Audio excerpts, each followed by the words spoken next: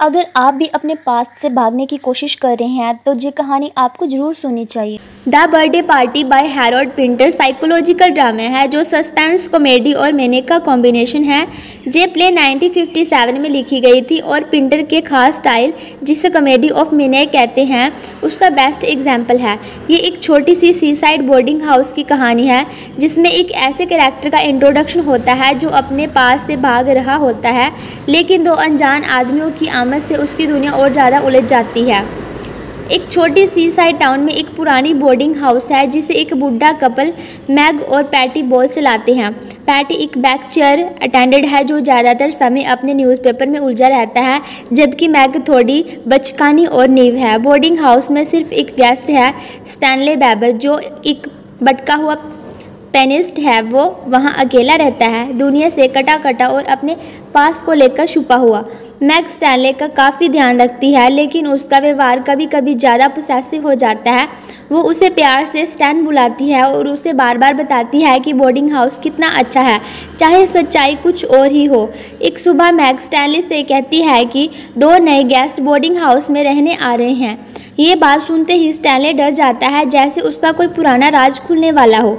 Mag ये भी कह देती है कि आज स्टैनले का बर्थडे है, पर स्टैनले इसे झूठ बताकर मना कर देता है। पर मैग अपनी ही दुनिया में खुश है और डिसाइड कर लेती है कि आज रात को एक बर्थडे पार्टी होगी। जल्दी ही बोर्डिंग हाउस में दो नए गेस्ट आते हैं, गोल्डबर्ग और एमसी कैन।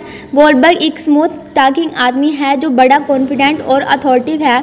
एमसी कैन थोड़ा नर्वस और टेंस रहता है, लेकिन दोनों एक टीम की तरह काम करते हैं। स्टैनले इनसे बचने की कोशिश करता है, लेकिन गोल्डबर्ग और एमसी कैन उसके ऊपर साइकोलॉजिकल प्रेशर बनाना शुरू कर देते हैं। दोनों स्टैनले से अजीबोगरीब और कॉन्ट्राडिक्टिंग सवाल पूछने लगते हैं जिसमें कोई लॉजिक नहीं होता। ये इंटेरोगेशन स्टैनले को मेंटली डिस्टर्ब करने लगता है। गोल्डबर्ग और एमसी कैन उसे उसके पास्ट को लेकर ब्लेम करते हैं, उसके एग्जिस्टेंस को लेकर डाउट रेज करते हैं और धीरे धीरे उसका कॉन्फिडेंस तोड़ देते हैं। ये सब एक तरह का साइकोलॉजिकल टॉर्चर है जो स्टैनले को और ज़्यादा पैरानॉइड बना देता है। शाम को मैग काफ़ी एक्साइटेड होती है और सबके लिए एक बर्थडे पार्टी अरेंज करती है। पार्टी में Meg, Petey, Goldberg, McCann और एक गेस्ट लुलू होते हैं जो स्टैनली से थोड़ी फ्लर्टी है। पर पार्टी के दौरान माहौल धीरे धीरे डार्क और सिनिस्टर होने लगता है। गोल्डबर्ग और एमसी कैन स्टैनली को हर तरफ से मैनिपुलेट कर रहे होते हैं। पार्टी क्लाइमैक्स तक पहुंचती है जब अचानक लाइट्स ऑफ हो जाती हैं। अंधेरा होने के बाद सब कुछ सरियल हो जाता है। जब लाइट्स वापस आती हैं तो स्टैनले शॉक में होता है। उसकी आवाज़ बंद हो जाती है और लुलू बेहाल दिखाई देती है, जैसे कुछ गलत हुआ हो।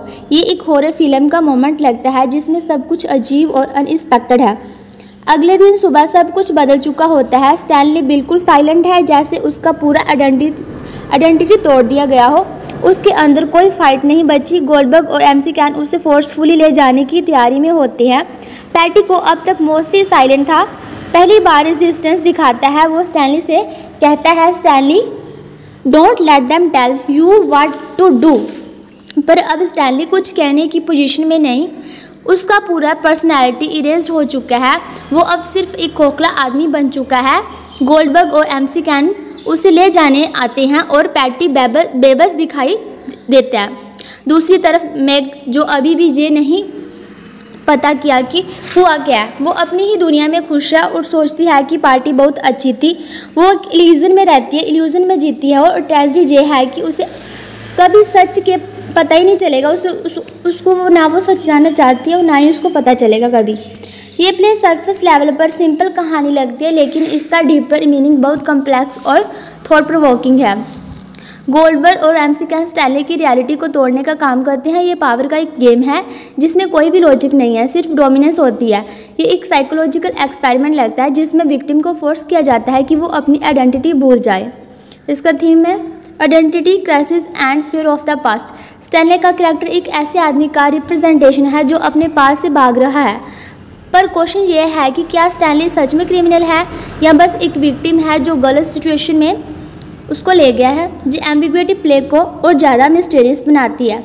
थर्ड थीम है ordinary life and meaning. Pinter इस प्ले में एक मुंडेन सेटिंग को एक टेरिफाइंग जगह बना देते हैं। ये बताता है कि डेंजर कभी भी किसी भी नॉर्मल सिचुएशन भी आ सकता है। Language versus as a weapon. ये फोर्थ थीम है इस ड्रामे का। पूरे प्ले में कन्वर्सेशन काफ़ी एब्सर्ड और इलॉजिकल है, लेकिन उनका इफेक्ट बहुत पावरफुल है। गोल्डबर्ग और एमसी कैन का तरीका होता है कि वो कंफ्यूजिंग बातें करके विक्टिम को मैनिपुलेट करें। ये दिखाता है कि लैंग्वेज का इस्तेमाल सिर्फ कम्युनिकेशन के लिए नहीं बल्कि कंट्रोल और डोमिनेंस के लिए भी हो सकता है। तो चलिए इसका कंक्लूजन करते हैं लास्ट में। द बर्थडे पार्टी एक अनसेटिंग ड्रामा है जो रियलिटी और पावर डायनेमिक को क्वेश्चन करता है, जी हमें ये सोचने पर मजबूर करता है कि क्या सच में कोई इंसान अपनी आइडेंटिटी पर कंट्रोल रखता है या सिर्फ दुनिया की फोर्सेस के बीच एक पपट है।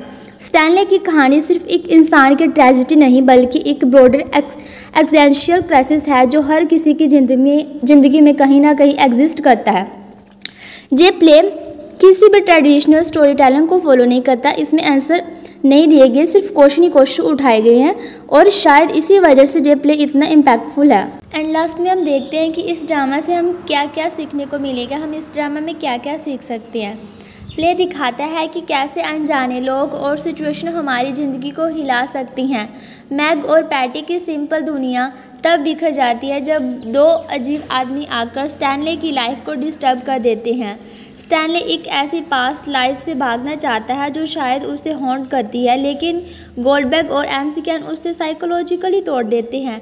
ये क्वेश्चन उठता है कि क्या हम अपनी आइडेंटिटी कंट्रोल करते हैं या दुनिया हमें ज़बरदस्ती एक आइडेंटिटी दे देती है। ये ड्रामा दिखाता है कि कैसे कुछ लोग अपनी बातों, धमकियों और साइकोलॉजिकल प्रेशर के जरिए दूसरों को कंट्रोल करते हैं। गोल्डबर्ग और एमसी कैन का बिहेवियर एक टेरिफाइंग एग्जाम्पल है। ये एक एब्सर्डिस्ट प्ले है जिसमें कंजर्वेशन अजीब है, कैरेक्टर्स अनप्रेडिक्टेबल है और इवेंट्स रैंडम लगते हैं। ये हमें ये सोचने पे मजबूर करता है कि जो हम नॉर्मल समझते हैं शायद वो भी इल्यूजन ही होता है। तो आप बताइए, क्या आपको कोई ऐसे प्रेशराइज करता है by the language, by the words, कि आपकी आइडेंटिटी को कोई कंट्रोल करने का काम करता है? सो कमेंट में लिखिएगा। बाय।